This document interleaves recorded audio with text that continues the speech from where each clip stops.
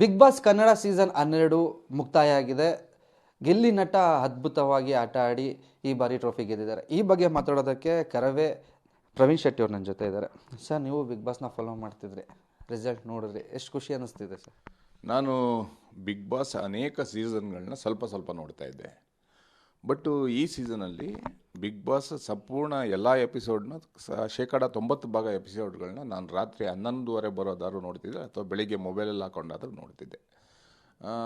ಈ ಮನುಷ್ಯ ಯಾವ ರೀತಿ ಬದುಕಬೇಕು ಮತ್ತು ಯಾವ ರೀತಿ ವೈಲೆಂಟ್ ಆಗ್ತಾನೆ, ವೈಲೆಂಟ್ ಆದರೆ ನಮ್ಮ ವ್ಯಕ್ತಿತ್ವ ಏನಾಗುತ್ತೆ, ನಾವು ಯಾವ ರೀತಿ ನಡ್ಕೋಬೇಕು, ಇದೆಲ್ಲ ಬಿಗ್ ಬಾಸಿಂದ ಕಲಿಯುವಂಥದ್ದು ತುಂಬ ಇದೆ.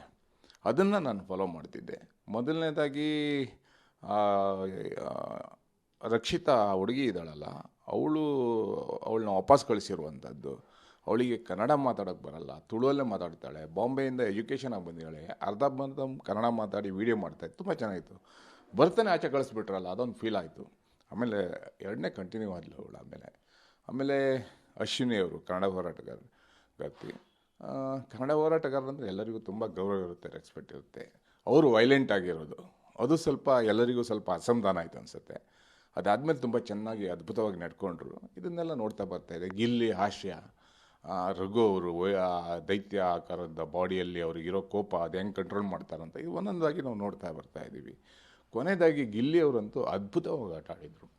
ಯಾಕಂದರೆ ನೋಡಿ, ಬಡವ್ರ ಮನೆ ಮಕ್ಕಳು ಊಟ ಹುಡ್ಕೊಂಡು ಬಂದಿರ್ತೀವಿ ನಾವೆಲ್ಲ ಹಳ್ಳಿಯಿಂದ. ರೈತರಿರ್ಬೋದು, ಕುರಿ ಕಾಯೋದಿರ್ಬೋದು, ಹಸು ಕಾಯೋದಿರ್ಬೋದು, ಹೊಟ್ಟೆ ಹಸ್ಕೊಂಡು ಬಂದಿರ್ತೀವಿ.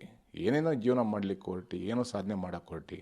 ಆ ಇಬ್ಬರು ಕೊಟ್ಟಿದ್ರಲ್ಲ, ಕಲರ್ಸ್ ಕನ್ನಡ ಮತ್ತು ಸುದೀಪ್ ಬಿಗ್ ಬಾಸ್ ಟೀಮ್ ಅದ್ಭುತವಾಗಿ ಆಯ್ಕೆ ಮಾಡಿದ್ದಾರೆ. ಅದು ತುಂಬ ಖುಷಿಯಾಗುತ್ತೆ ಸರ್. ಆಯ್ಕೆ ಜನರದಾಗಿರುತ್ತೆ. ಇಬ್ಬರು ಕೂಡ ಅಷ್ಟು ಏನು ಫಿಲಮ್ ಬ್ಯಾಕ್ಗ್ರೌಂಡ್ ಅಥವಾ ರೆಕಗ್ನೈಸ್ ಆಗಿರುವಂತಹ ಫೀಲ್ಡಿಂದ ಬಂದವರಲ್ಲ, ಅಥವಾ ಅವರ ಬ್ಯಾಕ್ಗ್ರೌಂಡ್ ಏನೂ ಇರಲಿಲ್ಲ. ಅವರ ಸ್ವಂತ ಟ್ಯಾಲೆಂಟಲ್ಲಿ ಬಂದಂತಹ ಇಬ್ಬರು ವ್ಯಕ್ತಿಗಳು. ಅದೇ ಹೇಳಿರೋದು, ಸ್ವಂತ ಟ್ಯಾಲೆಂಟ್ ಇರಬೇಕು. ನಮ್ಮ ಹತ್ರ ಹಣ, ಆಸ್ತಿ ಅಥವಾ ದುರಂಕಾರ ಇದ್ಯಾವುದು ಮನುಷ್ಯತ್ವದಲ್ಲಿ ಲೆಕ್ಕ ಬರಲ್ಲ. ನಾವೇನು ಮಾಡ್ತೀವಿ, ಯಾವುದನ್ನ ಪ್ರೀತಿಯಿಂದ ಮಾಡ್ತೀವಿ, ಅದನ್ನ ಪ್ರೀತಿಯಿಂದ ಮಾಡಿದರೆ ಖಂಡಿತವಾಗಲೂ ಜನಬೆಂಬಲ ಇರುತ್ತೆ, ಸಾಧನೆ ಮಾಡ್ತೀವಿ ಅನ್ನೋವಂಥದ್ದನ್ನ ಇವರಿಬ್ಬರು ತೋರಿಸಿದ್ದಾರೆ. ತುಂಬ ಖುಷಿಯಾಗುತ್ತೆ. ಗಿಲ್ಲಿ ಗೆದ್ದಿರೋದಂತೂ ನಾವೆಲ್ಲ ಬೆಂಬಲ ಕೊಟ್ಟಿವಿ ಗಿಲ್ಲಿಗೆ. ಒಂದು ಹಾಸ್ಯ ಚಕ್ರವರ್ತಿ ರೀತಿ ಹಾಸ್ಯ ಮಾಡುವಂಥದ್ದು, ಯಾರಿಗೂ ಅತಿರೇಕದ ಮಾತಾಗಲಿ ಅಥವಾ ಕೈ ಎತ್ತೋದಾಗಲಿ ಅಥವಾ ದೌರ್ಜನ್ಯ ಮಾಡೋದು ಎಲ್ಲೂ ನೋಡಿಲ್ಲ ಆ ಹುಡುಗನ ಹತ್ರ. ಬರೀ ಅಹಂಕಾರ ಇಲ್ಲ, ಹಾಸ್ಯದ ಮುಖಾಂತರನೇ ಆ ಬಿಗ್ ಬಾಸ್ನ ಎತ್ಕೊಂಡ್ಬಂದಿದ್ದಾರೆ ಅವರು. ಮತ್ತು ರಕ್ಷಿತಾ, ಅನೇಕ ಜನ, ಅದರಲ್ಲಿ ತುಂಬ ಜನ ಒಳ್ಳೊಳ್ಳೆ. ಧನುಷ್ ಸಹ ಒಳ್ಳೆ ಹುಡುಗ. ಕೊನೆಗೂ ಸಹ ನಮ್ಮ ಅಶ್ವಿನಿಯವರು ತುಂಬ ಚೆನ್ನಾಗಿ ಆಟ ಆಡಿದರು. ಒಂದು 2-3 ವಾರ ಇರುವಾಗ ಅದ್ಭುತವಾಗಿ ಆಟ ಆಡಿದರು. ಎಲ್ಲರೂ ಚೆನ್ನಾಗಿ ಆಟ ಆಡಿದರು. ತುಂಬ ಖುಷಿಯಾಗುತ್ತೆ. ನಾವೆಲ್ಲ ಗಿಲ್ಲಿಗೆ ಬೆಂಬಲವನ್ನು ಕೊಟ್ಟಿವಿ, ಗೆದ್ದಿದ್ದಾರೆ, ಅದೊಂದು ಖುಷಿಯಾಗುತ್ತೆ ಸರ್. ಬೆಂಬಲ ನೀವು ಅಧಿಕೃತವಾಗಿ ಘೋಷಣೆ ಮಾಡಿದ್ರಿ, ಸಪೋರ್ಟ್ ಮಾಡ್ತೀವಿ ಅಂತ. ಯಾಕಂದರೆ ಜನನ ಮೆಂಟಲಿ ಸ್ಟ್ರೆಸ್ ಇರೋರಿಗೆ ಬಿಗ್ ಬಾಸ್ ನೋಡಿದಾಗ ಒಂದು ಎಂಟರ್ಟೈನ್ಮೆಂಟ್ ಅಂದರೆ ಗಿಲ್ಲಿಂದ ಸಿಗ್ತಿತ್ತು, ನಗಿಸ್ತಿದ್ದ ಜನಗಳನ್ನ ಅಂತ. ಕರ್ನಾಟಕ ಚಿತ್ರರಂಗಕ್ಕೆ ಗಿಲ್ಲಿ ಅಂತ ಒಬ್ಬ ಹಾಸ್ಯ ಕಲಾವಿದ ಬೇಕಾಗಿದೆ. ಶಿವಣ್ಣನಂಥ ಮೇರು ನಟರೆ ಗಿಲ್ಲಿ ಗೆಲ್ಲಬೇಕನ್ನುವಂಥ ಮಾತನ್ನು ಹೇಳಿದ್ದಾರೆ. ಗಿಲ್ಲಿ ನಗಿಸ್ತಾನೆ, ನಗ್ತಾ ಇರಬೇಕು ಜನ. ಯಾವತ್ತೂ ಮನುಷ್ಯ ಶಾಡ್ ಆಗಿರಬಾರ್ದು, ಕೋಪದಲ್ಲಿರಬಾರ್ದು, ನಗ್ತಾ ಇರಬೇಕು, ನಗಿಸ್ತಾ ಇರಬೇಕು, ಅದೇ ಮುಖ್ಯ.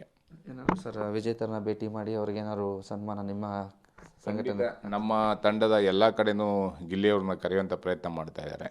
ನಾವು ಸಹ ಅದರಲ್ಲಿ ಸೇರ್ಕೊತೀವಿ. ಅವರಿಗೆ ಮುಂದಿನ ಸಿನಿಮಾದಲ್ಲಿ ಅವ್ರನ್ನ ನಾವು ಹಾಕೋಬೇಕನ್ನುವಂಥ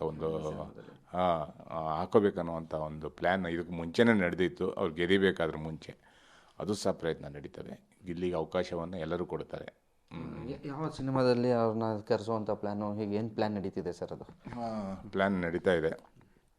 ಪ್ರೊಡ್ಯೂಸರ್ ಬೇರೆ ಇದ್ದಾರೆ, ಡೈರೆಕ್ಟ್ರ್ ಬೇರೆ ಇದ್ದಾರೆ, ಹಿರಿಯ ನಟರು ಇದ್ದಾರೆ. ಅದರಲ್ಲಿ ಗಿಲ್ಲಿಯವರು ಸಹ ಇರ್ತಾರೆ, ಅವ್ರ ಜೊತೆಗೆ ಇರ್ತಾರೆ. ಅವ್ರಿಗೆ ಬೆಂಬಲವನ್ನು ಕೊಟ್ಟಿದ್ದಾರೆ ಗಿಲ್ಲಿಯವರಿಗೆ, ಆದ್ದರಿಂದ ಅವರು ಸಹ ಇರ್ತಾರೆ. ಇನ್ನು ಅದು ಫೈನಲ್ ಈ ಫೆಬ್ರವರಿಯಲ್ಲಿ ಆಗ್ಬೋದು.